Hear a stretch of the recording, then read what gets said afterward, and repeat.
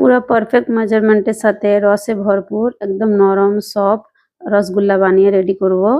নমস্কার, আমি বন্দনা, তোমাদের সবাইকে বন্দনা রসইমে অনেক অনেক স্বাগত। আমি তার জন্য ফুল ফ্যাট দুধ নিয়েছি 2 লিটার। কড়াই অল্প করে জল দিয়ে দুধগুলা ঢেলে নিচ্ছি, দিয়ে এটা গ্যাসের উপরে গরম করতে দিলাম।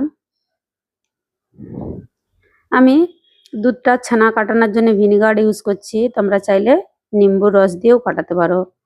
আমি ভিনিগারের সাথে অল্প একটু জল মিশিয়ে নিলাম, নিয়ে দুধের সাথে অ্যাড করছি। দেখো খুব সুন্দর ক্লিন ভাবে ছানাটা কেটে গেছে। নিম্বু দিয়ে ছানাটা কাটালে ছানাটা ভালো করে ধুতে হবে, নেই তো টক লাগবে। আমি সুতির কাপড়টায় ছেঁকে নিচ্ছি ছানাটা। আমাদের ওয়েস্ট বেঙ্গলের জন্য আজকে দারুণই খুশির দিন, প্রভু শ্রীরাম এসেছে, সেই খুশিতে একটু মিঠা বানিয়েছিলাম। এটা আমার 4 তারিখের ভিডিও। ছানাটাকে ভালো করে একবার সাফ জলেতে ধুয়ে এক্সট্রা জলটা নিচুড়ে থালিতে ঢেলে নিলাম। আমি বাইন্ডিং এর জন্য 2 চামচ ময়দা, 2 চামচ গুঁড়ো দুধ, 3 চামচ চিনির পাউডার দিচ্ছি। 2 লিটার দুধে আমি 2 চামচই ময়দা দিয়েছিলাম, দিয়ে ভালো করে মেখে নিতে হবে। এই জায়গার স্টেপটা, মাখার স্টেপটা আমার 15 থেকে 20 মিনিট লেগেছিল। হাতের তালুতে করে খুব ভালো করে মশলতে হবে, নালে মিষ্টিটা যখন রসের সাথে বয়েল হবে তখন খুলে যাবে। খুব ভালো করে মাখতে হবে। আর ছানাটা রেডি হয়ে গেলে একদম অয়েলি ধরনের হয়ে যায়, একদম সফট হয়ে যায়, বুঝতে পারা যাবে যে ছানাটা রেডি হয়ে গেছে বলে। গ্যাসের উপরে একটা কড়াই চড়িয়ে দিলাম। মিষ্টির রসটা বানিয়ে রেডি করব। তার জন্য আমি বড় কাপটার 4 কাপ জল নিচ্ছি। জলটা চাইবে একবারেতেই দেওয়ার, দুবারে জলটা অ্যাড করলে মিষ্টির টেস্ট আসবে না। আমি একবারেতেই জল দিয়েছিলাম। তোমরা তো জানোই রসগোল্লা মিষ্টির রস একদম জলের মতো ক্লিন হয়, সেই জন্য চাইবে জলটা একবারেতেই দেওয়ার।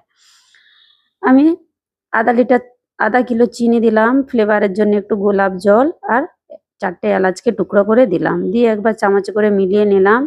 এটা যতক্ষণ বয়েল হচ্ছে 5 থেকে 7 মিনিট এটা খালি বয়েল করবো চিনির রসটা। ছানাটা আরেকবার হাতে করে চিকনা করে এরকম গোল গোল রসগোল্লা শেপ দিয়ে নিচ্ছি।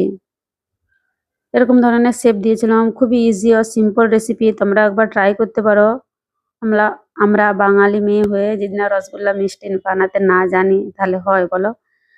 একদম ইজি ভাবে দেখিয়েছি, তোমরা একবার ট্রাই করো। রসটা যখন বয়েল হবে তখন সব মিষ্টিগুলা দিয়ে নিলাম, দিয়ে 10 মিনিট ঢেকে দিছিলাম। 10 মিনিট পরে দেখো মিষ্টিটা কত বড় হয়ে গেছে।